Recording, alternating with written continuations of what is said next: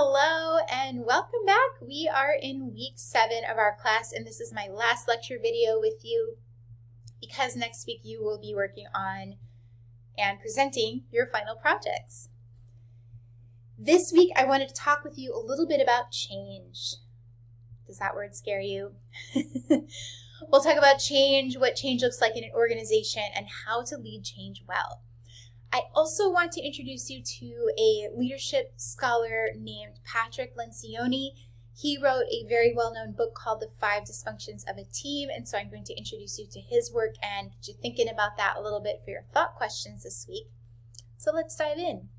Look at that, we're in week 7. You're almost done. I can't believe it. You're probably like, it feels like week 7. If that's the case, that's okay. All right, so for our faith integration this week, I have the scripture here on the screen. Give you a second to read it. Consider how we can spur one another on toward love and good deeds. How do we do that? How do we do that in the middle of all of the things you have going on? And I know this sounds kind of cliche, but stick with me. You are real life superheroes. You're doing all the things every day. You're working really hard and you're continuing your education and you have family and friends and folks who rely on you. It's not easy. But one thing that's kind of cool is that you have each other as a cohort. You may not have the exact same situation going on with each one of you, but you have a lot in common. So what I wanted to do this week was to encourage you. Reach out to a classmate and encourage them. Tell them what they've meant to you. Tell them that you are grateful for them and for their contribution and for the way that they keep you going or the way they've contributed to your group project this term. Whatever it is, send them a text, send them an email, write something on the discussion board to them. But don't give up that habit of getting together however you can these days and encouraging one another. All right, this week, your final draft of your paper is due. Now, I know that's a lot. It's due on Sunday. You can do this. For most of the groups, what you submitted was a good start. It was a good start for your rough draft, and now you need to build on that for your final draft. Now, I know that's hard because you may have said, well, group 6 pages is kind of what we've got. But the paper actually does need to be between 8 and 10 pages, and you are going to need to go beyond those 5 sources minimum required in order to do that. So that was your minimum as far as consulting the scholarly literature, but anytime you have an 8 to 10 page paper, you're going to need at least 8 to 10 sources, really at minimum. So if I commented to your group, hey, dig a little deeper in your analysis, show me more critical thought, a great way to do that is to go back to the scholarship. Okay? Now, if you're having a hard time finding more sources or similar sources, that's when your group should absolutely reach out to me, and I'm happy to help you. Just make a specific request. Hey, we're looking for XYZ. We're not able to find anything on that. Where would you recommend we start? And I'm happy to help you. All right? So reach out early in the week. And then for week 8, you will turn in a screen recorded with your faces and voices and your slides video presentation, and you'll turn that into Canvas, okay? Again, if you have any troubles with uploading that or sharing that, you can share it via Google Drive. Whatever works best for you. I know folks have different limitations as far as file size and Wi-Fi and all of those things. So if you run into any issues at all, again, earlier in the week is better because then we can troubleshoot, but please do reach out to me. I don't want you out there scrambling, trying to figure things out. Here to help you. All right, this is our last week, so we're going to look at consequences. I wanted to talk a little bit again about interpersonal growth and relations and organizational change. What words do you think of when I say change? Are they positive words or are they mostly negative? Well, there are many reasons why people resist change. Now, here are just a few. And I found a great article by Rosabeth Moss-Cantor on Harvard Business Review, which talks about 10 reasons people resist change. These are just some of the kinds of ways in which people find themselves reacting to change, or the things they think about when they hear about change. I want to talk about a few of these things and see if this resonates with you. I'm thinking about early on in the pandemic when we really were not sure of anything at all, and everything changed so quickly. And I'm imagining for you, when you look back, given the profession that you're in healthcare, that must have been an apprehensive, fearful time for you and your families as well. When people are facing change, they often feel a sense of a loss of control.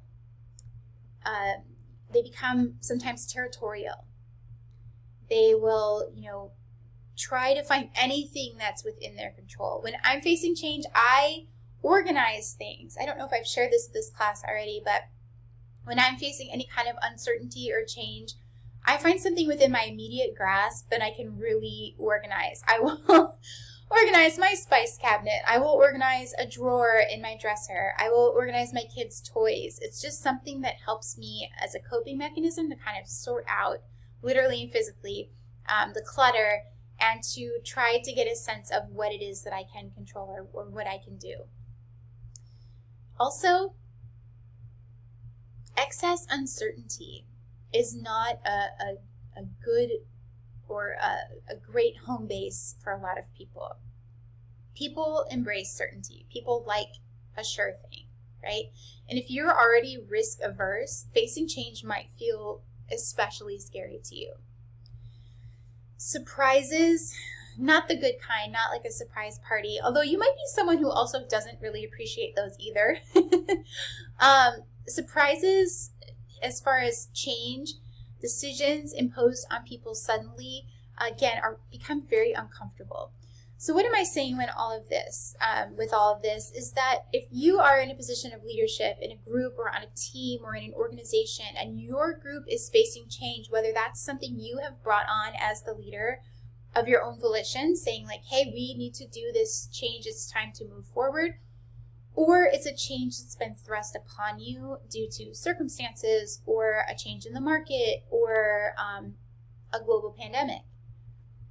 There's a way to lead a team well through the uncertainty of change. This is the Kugler-Ross change curve. Now, I want you to read through some of these descriptions in the curve and tell me what you think it actually sounds like or looks like. Take a little drink of water while you do that. If you said the stages of grief, you're right. So something interesting about this change curve is that it very much shares the steps that folks feel when they are faced with grief. Change and grief go hand in hand. They're very close to one another. And so again, if you are the kind of leader that wants to know your people and wants to lead them well, you're going to recognize that folks that are in your team or in your organization are likely going to have to work their way through these steps in the change curve. Maybe they won't hit every single one of them. They won't check all the boxes, but these are kinds of elements and factors that will be at play, especially if you're facing giant sweeping organizational change. Now, some folks tend to actually embrace change a little more than others. And this was actually in our Tubbs text, and I find it to be so interesting. This curve talks to us about where people tend to land. So, what's a good example here? The iPhone. Or if you're an Android user, whatever version of the Google Pixel we're on, the 6 or the 10, are you the person who, when the new technology comes out, or there's a new operating system for your computer or for your phone, and you get that little alert, hey, it's time to update. Are you the kind of person that's excited, you plug in, you click the download, let's go, let's get the new system, or you're on the website waiting for the item to come out, you're in line at the Apple store waiting for that next iPhone 22 to come out because you're excited? Then in that sense, you may be what is considered an innovator or an early adopter. That's a very small part of the population. In the middle of this bell curve are the early majority, which are the folks that will still they'll do it early, but maybe they're not standing in that line or ready to press the update button the second that the update comes out. And then in the other half of the population, we tend to have those folks who are late to the game as far as change, or are even considered laggards. Now, here's what's funny in my family, and my husband will tell you this as well. I am in the early adopter category. I get so excited. I don't buy every new iPhone, but I do get excited about all the new features. I'll go and do the comparison. Did the camera get better?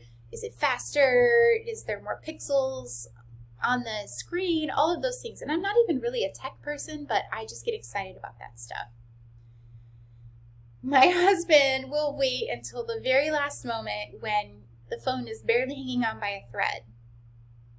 And then he'll get the new whatever. And it's very reluctantly. And it's always been that way. Again, these things aren't good or bad. It just tells us something about how we adapt to change. Specifically, I'm talking on the issue of technology. But we can also relate this to organizations. So if we think about change in our organizations, who are the folks that are the innovators that are like, yeah, let's do this. This is new, but it's okay. It's going to be exciting.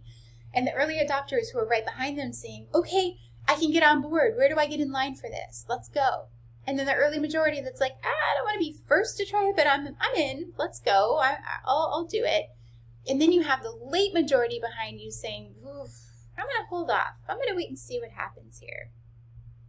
And then you may have some laggards who are resistant to your change or just not comfortable with it. They really want to see how things pan out, or they'll just wait till the very last minute to jump on board.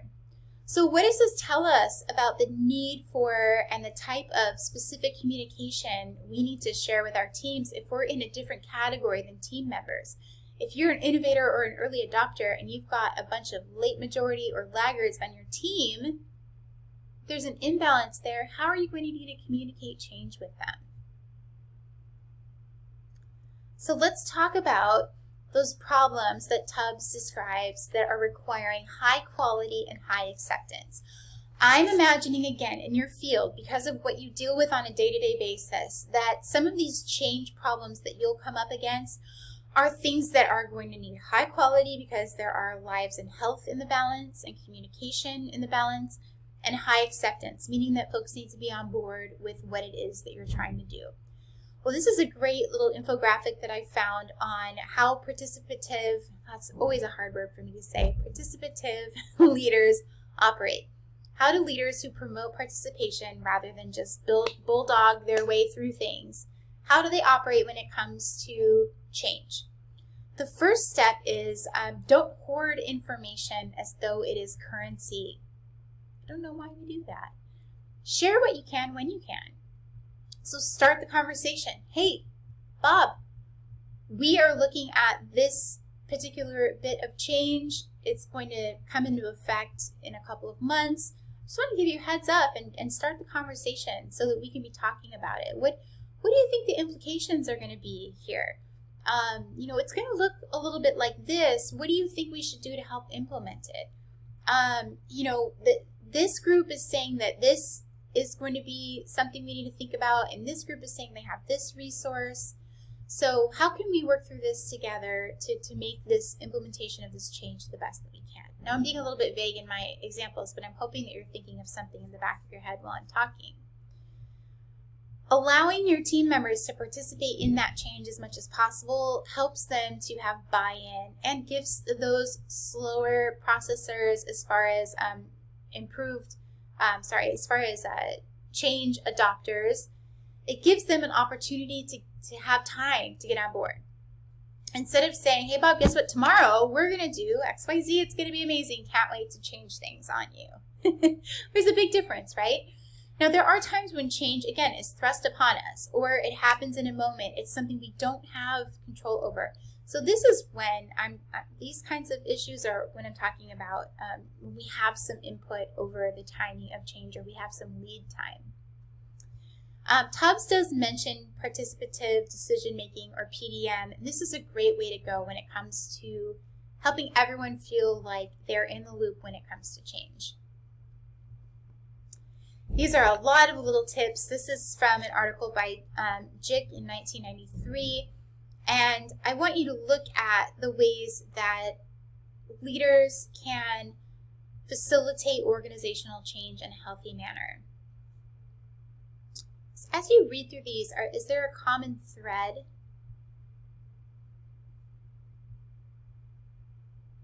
I would say a common thread here is communication, collaboration, and intentionality, right? Having an implementation plan, knowing that you know things might go wrong, but this is how we plan to do it, that's intentionality. You'll have to communicate. Here's how we're going to implement it. You'll have to collaborate. What do you think is going to come up? How can we address this? So the key to healthy organizational change is really starting with communication, working in collaboration with others on your team as much as is possible, and leading with intentionality. All right, another thing I wanted to talk about today were the 5 dysfunctions of a team. There is a longish clip on Canvas of Patrick Lencioni giving a talk in 2013. Now, I know this is an older talk. Don't worry, it's still completely applicable to today. This is a great version of this talk, and actually it's a book, so I'm saving you from reading the book by giving you a video to watch. Go ahead and watch this video on Canvas. In fact, you can pause me, switch out to Patrick, and then come back if you'd like, because we're going to talk about the 5 dysfunctions of a team. This is going to be the content that you're going to do for your thought question this week, so it's especially important that you do watch this video and then come back and pay attention to the few points that I want to make about that. Okay, so if you went over to Pat Lencioni's talk, hopefully you were entertained and inspired. I find him to be a very good speaker. He talks about these dysfunctions of a team, and this is the building blocks of this theory. He starts with absence of trust, which originates with this unwillingness to be vulnerable within the group. He says then that fear of conflict leads to guarded comments and veiled discussion. Nobody likes being a part of that.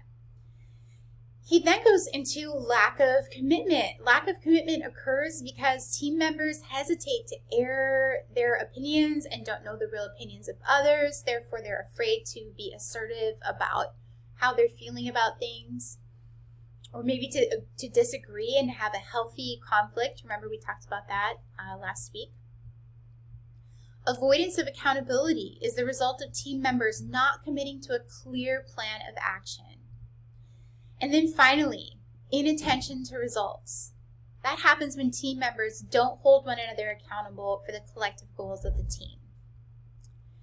And here's what Lencioni says are the antidotes to these dysfunctions.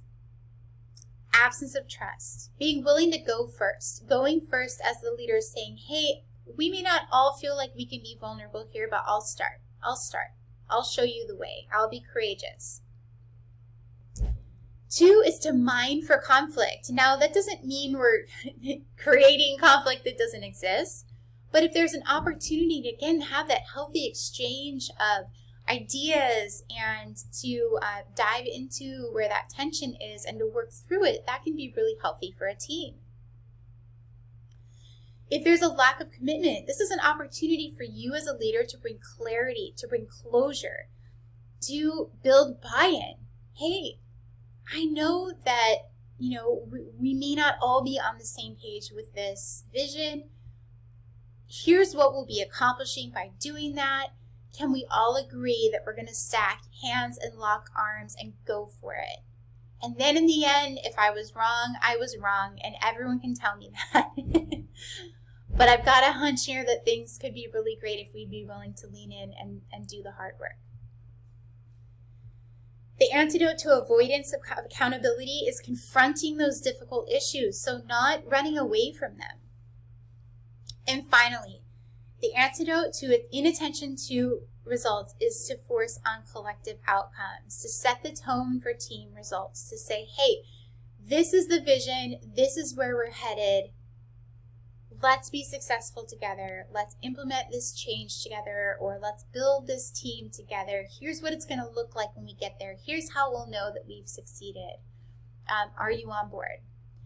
So again, some of these things might seem really intuitive to you, or maybe you've had leaders that have done this and you were like, yep, I can see the intentionality in this kind of leadership. However, maybe you have been or are currently a part of a team that really is operating out of dysfunction. If that's the case, then the things on the right side of that triangle are really popping up for you right now. Well, here's an opportunity for you to think about your team, a team that you're a part of, maybe at work, could be another team if that's not a good place for you to do some comparison. But if you have a work team, I'd like you to start there. Go ahead and pause this. And wait, I'll give you instructions before you pause me. This is also on your thought questions as a picture. So if you want to go over to Canvas, you can do that too. Check off how many items on each side match a description of your team. For example, under fear of conflict, under dysfunctional, are your team meetings boring? Do you ignore controversial topics? Under avoiding accountability, do you miss deadlines? Does your team or team leader encourage mediocrity? On the converse, on the healthy side, do you have lively, interesting meetings? Do you minimize politics? Do you solve problems quickly? So go through that checklist.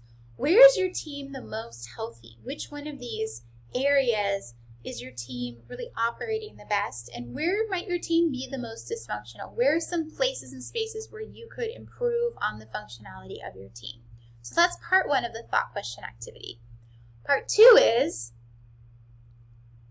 there's all these questions. I don't want you to answer all of them. Don't worry. I just want you to choose one question and answer it as you think about your work team and its functionality. So one of these might stick out to you more than another. Look at those 5 dysfunctions of a team. If you're like, oh yeah, all the way our team is number 3, lack of commitment, then answer that third question. How hard do you push for closure on issues? What can you do, or what could you do as a leader to force clarity and closure? Now, I am cognizant of the fact that not all of you are immediate leaders on your work team, perhaps, that you're working your way up towards that. So if that's the case, you can think about yourself if you were the leader of your team, if you were in that position, if you were promoted there, how would you lead? That's totally a direction you can go, and I'm okay with it. So again, for your thought question this week, you're going to do that healthy dysfunctional checklist, write a little bit about that, and then you're going to choose one of these questions and share about it with your peers, and of course respond to 2. That's what it looks like on Canvas for you. And here's your weekly challenge and reflection. This is a quote by Amy Poehler, who is one of my most favorite comedians. A little known fact about me is that I am a big fan of Saturday Night Live, especially the older years. I do love Amy Poehler. She says this: as you navigate through the rest of your life, be open to collaboration. Other people and other people's ideas are often better than your own. Find a group of people who challenge and inspire you, spend a lot of time with them, and it will change your life. And I agree. That's why I'm glad we have each other. So I can't wait to see what your big takeaway from the course is. Our discussion board will be about that next week. And also on the topic, please, please, please, it would be such a huge help to me if you would complete the course evaluations. I know you're sent a link out for that. I'll send you also a reminder to ask you to do that. But if we can get 100% participation in those, it would be really helpful.